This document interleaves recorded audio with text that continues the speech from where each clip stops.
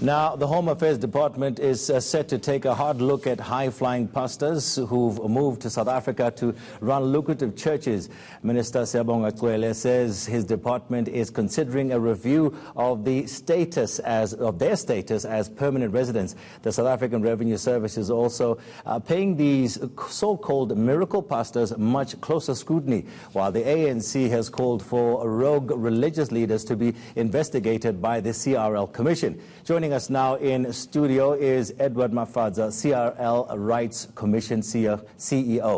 Mr. Mafadza, thank you so much for joining us. Thank you so much. Now, the situation with the pastors, the Home Affairs Department is saying they want to take a hard look at these foreign pastors. What is the Commission's view on this move by the department? Look, as long as it is being done, not from the xenophobic point of view, but just to enhance accountability, but also to secure the security of the South African citizens, I think they should be on the right track. Okay. Also, can you estimate how many foreign pastors we actually have in South Africa? It is quite difficult. Yeah. And, you know, if you were following our engagements on the commercialization of religion and abuse of people's belief system, yeah, this was one of the critical concerns we've raised, that no one knows how many pastors we have in the country, local and also foreign pastors. All of them, no one can give you an accurate record in terms of who is who doing what where.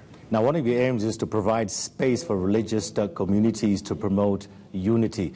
When you look at what some of these pastors have been doing, whether foreign or not, that is not what they're doing, is it? That surely, then what do you do about it as a commission? It is a challenge, and we time and again intervene in the cases that sometimes you would read from the media or watch from the TV. You know, people do complain. Sometimes even when they don't complain, we try and intervene. You know, for instance, I can give you the case of Pastor Lukao. We've already met with the mortuary people last week in terms of our own investigations, trying to make sure to understand exactly what is going on. And that is a continuous, you know, process that we are engaged in terms of trying to find out. So I'm just giving you just one example, but we do intervene. We would want to see order within the religious sector by all means. But when you intervene, what has been, let's say if you approach Pastor Lukao's church, which I'm sure you have, but have you approached his church yet? Yes, we only having currently a challenge of the commissioner's term that came to an end last week Thursday. Yeah. And I understand now they're in the process of actually, you know, interviewing the new commissioners. You know, we couldn't move because for us to be able to deal with that kind of a case, we should actually trigger what is called Section 7 of, you know, Act 19 of 2002, CRL Rights Act. Yeah. That is the composition of commissioners themselves. Now, in the absence of commissioners, we must wait a little bit to proceed. So you haven't spoken to his church yet? We had to hold the summons. Okay. So what comments do you usually get from these churches when you speak to them, especially when we talk about these new churches, your more flamboyant churches?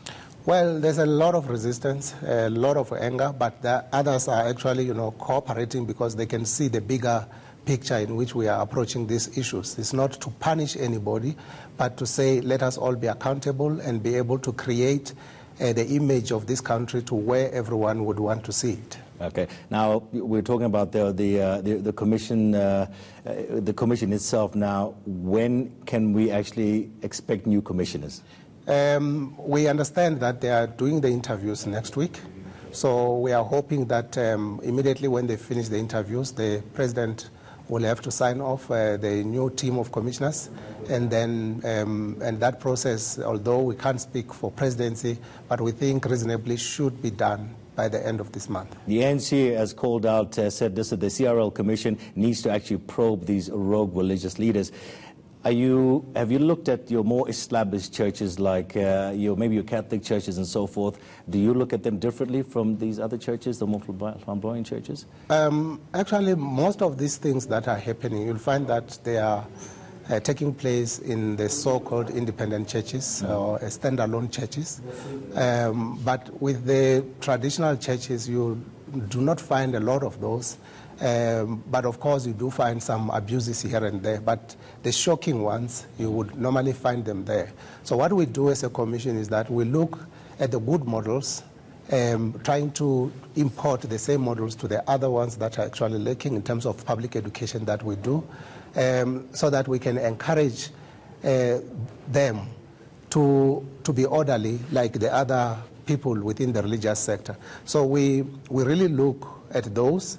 But it does happen in both, environments, yes. Whether they are the old traditional churches or the new ones. But if you check, do the checks and balances, you will find that the other side is more worrying.